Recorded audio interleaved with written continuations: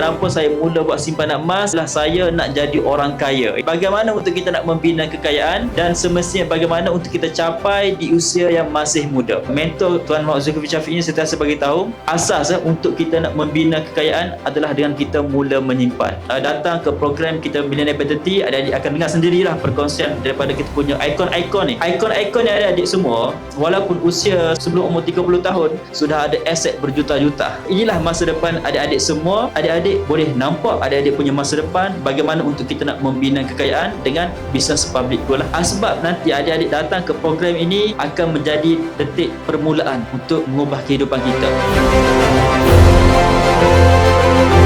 Saya nak belajar macam mana nak jadi kaya. Tapi waktu tu saya tak tahu istilah kaya tu macam mana. Tapi saya nak ada duit yang banyak. Sebab family saya bukan orang senang. Saya nampak segenap kesusahan parents saya untuk besarkan saya 4 beradik. Jadi Alhamdulillah Allah temukan saya dengan public goal. Temukan saya dengan right people, Tuan Muda Azam. Temukan saya dengan right mentor, Tuan Muhammad Zulkifli Syafiq. Kita ada circle yang sangat bagus untuk kita membina kekayaan. Jadi satu persatu dream saya unlock. Saya anak kampung, tak pernah terfikir nak dapat semua benda. Tapi Alhamdulillah dengan adanya public goal, saya boleh dapat semua benda ni lah. Kalau saya boleh buat, adik-adik pun boleh buat juga. Sebab kita buat perkara yang berbeza dengan orang biasa buat. Apa yang kita buat hari ni sama dengan orang biasa, kita nak jadi lain daripada orang biasa, tak boleh. Kita kena buat perkara yang berbeza dengan orang biasa buat. Tidur orang yang tak ada duit adalah malas. Tidur orang yang banyak duit adalah rehat. Apa yang ada dekat depan mata adik-adik sekarang ni peluang yang sangat besar dan adik-adik boleh dapat lebih cepat dan adik-adik boleh dapat lebih besar berbanding saya. Jadi insya-Allah saya nak melihat semua yang ada dalam ni semuanya jadi jutawan sebelum umur 30 tahun.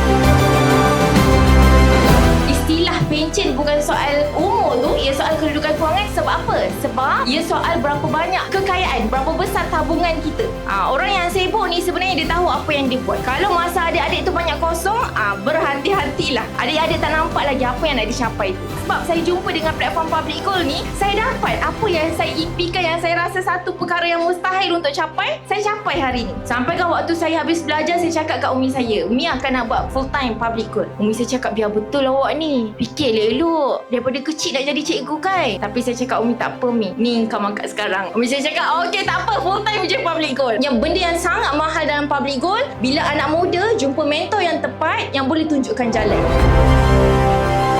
Once kita hadir training, sebenarnya kita sedang ambil apa-apa ilmu ataupun pengalaman macam mana dorang boleh berjaya. Tapi hari ini passive income saya sudah konsisten capai 4 angka setiap bulan. Dengan empire saya sudah ramai 3,500. Success is predictable and duplicable. Kalau orang lain boleh, maksudnya kita pun boleh. Capai 1 juta saya punya sales dalam masa 1 tahun. Dan saya dah berjaya bantu hampir 600 penyimpan emas dalam masa 1 tahun sahaja.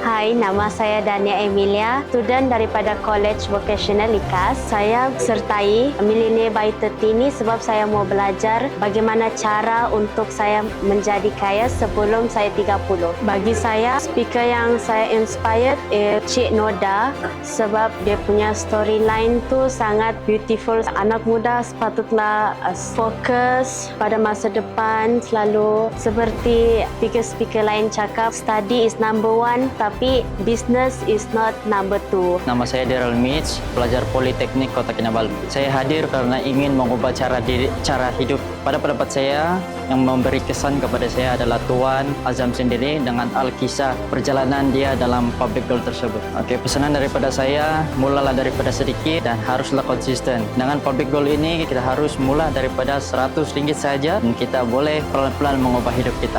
Hai, nama saya Felicia Jen, umur saya 18, baru saja habis sijil pelajaran Malaysia. Saya hadir MB30 hari ini. Aunty saya tunjukkan program ini untuk mengikuti program MB30. Jadi saya ingin join lah untuk ini program. Speaker yang saya terkesan ialah Puan Oda sebab capai impian dia sebelum umur 30. Pesanan saya untuk anak muda di luar, anak muda boleh mengikuti program MB30 ini untuk mencapai impian dorang dengan lebih awal lah. Public Goal!